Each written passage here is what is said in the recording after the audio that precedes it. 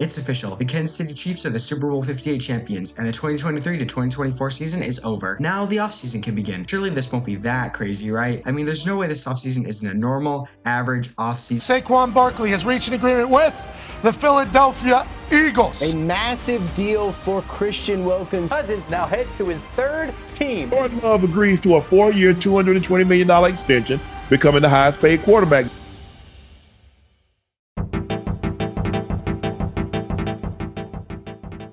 Chapter 1, Free Agency. Let's start with the most notable part of free agency, the free agents. We saw many players get signed to massive contracts by other teams, or extended by their own. Kirk Cousins and Saquon Barkley got massive contracts for their respective positions on the first day of free agency. This was so fast that the Falcons and Eagles were investigated for tampering. Well, the Falcons did actually tamper. Surely they got punished, right? Anyway, Calvin Ridley also signed a massive $92 million contract, and the Commanders started their run of signing as many mediocre players as possible. But that's just the first day. You see, on the second day, Eric Armstead signed with the Jaguars, Marquise Brown signed with the Chiefs, Devin White went to the Eagles, Keenan Allen was traded to the Bears for a 4th-round pick, Sam Howell was traded to the Seahawks, Kendall Fuller signed with the Dolphins, and most importantly, AJ Dillon re-signed with the Packers. Oh yeah, and then the Broncos released Russell Wilson and he was signed by the Steelers. He'll still be making $40 million though. This made Kenny Pickett very upset, and instead of embracing this opportunity to learn from a seasoned veteran, he cried like a little bitch and subsequently got traded to the Eagles, and now he has no chance of being a starter. Then, the Steelers decided to trade for Justin Fields, because why the hell not? Gosh, we're like 3 days in and so much has happened. It's a good thing that things usually slow down in the weeks leading up to the draft, right?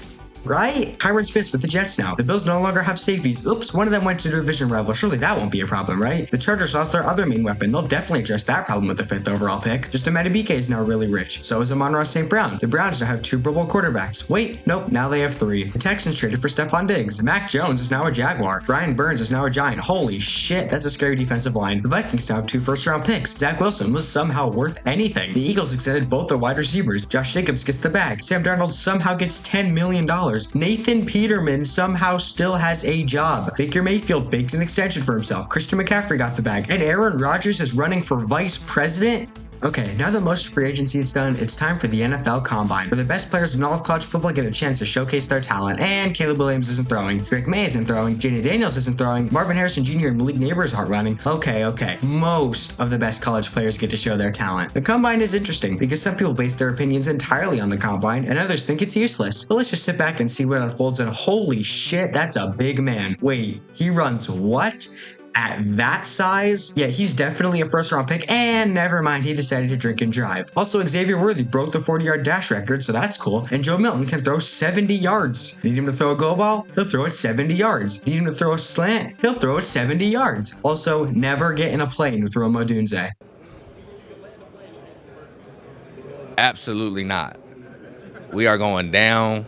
All souls have perished. Chapter 2, the NFL Draft. It's finally here. The most exciting part of the offseason, the NFL Draft, where 257 players will have their dream come true. The first 4 picks are all as expected. Williams, Daniels, May, and then Harrison. But then the Chargers decided to draft Joe Alt instead of Malik Neighbors. Joe Alt is good at all, but now Justin Herbert has nobody to throw to, and Malik Neighbors now has to receive passes from Daniel Jones. But who cares about that, because the Falcons are now on the clock. Their defense wasn't exactly spectacular last year, and every single defensive player is still on the board. You've got players like Dallas Turner, Orleatu Latu, Quinion Mitchell, and they did what? Michael goddamn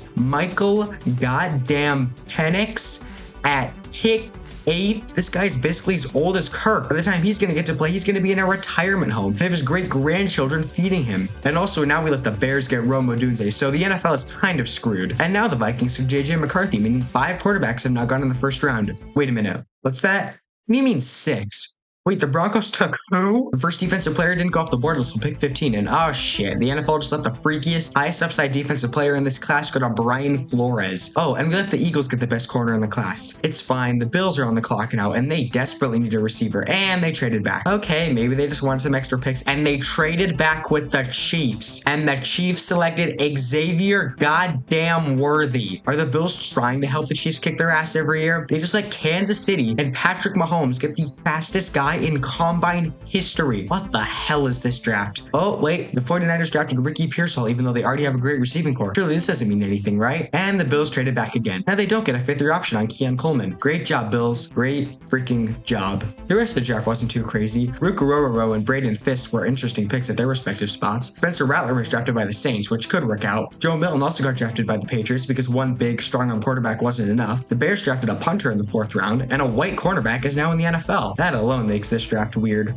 Chapter 3, extensions everywhere. Now that the draft has concluded, it's that time where teams can rest up and prepare for the regular season. But of course, there's more off-season drama. To start, Justin Jefferson reached an extension with the Vikings, becoming the highest paid wide receiver in NFL history. I guess the electrifying quarterback combination of Sam Darnold and JJ McCarthy was enough to convince him to stay in Minnesota for the next 4 years. DJ Moore also got extended, and Travis Kelce is now the highest paid tight end in the league. There were also a lot of quarterbacks extended, 5 to be exact, unless you're counting Brandon Allen, and all but one of those quarterbacks got upwards of $50 million per year. And Trevor Lawrence and Jordan Love are now the highest paid players in NFL history, along with Joe Burrow. Multiple offensive linemen got the bag, and Chris Jones is now the highest paid defensive tackle. Antoine Whitfield is now the highest paid safety, and known feminist Harrison Butker is the highest paid kicker. Now there's one more player that needs to be extended for free agency to officially be over. Chapter 4, the Brandon Aiyuk drama. This legitimately might be the dumbest offseason storyline ever, but it needs to be covered, so here's a timeline of the Brandon Aiyuk drama. February. Brandon Aiyuk's girlfriend posted a TikTok hinting at a possible exit out of San Francisco, proving that Aiyuk isn't sold on returning to the 49ers. March. Aiyuk begins posting on social media, one of them going directly to Pittsburgh Steelers coach Mike Tomlin, but the 49ers say they have no intention of trading him. April. Aiyuk unfollows the 49ers on social media, and the Niners are now considering a trade for a 1st-round pick. Then the 49ers spend a 1st-round pick on wide receiver Ricky Pearsall. Now things get interesting. May. The 49ers say they're past trading Aiyuk, but then in June, Aiyuk doesn't show up to mandatory minicamp. Aiyuk was then seen talking to Washington Commanders rookie quarterback Jaden Daniels, saying they don't want me back.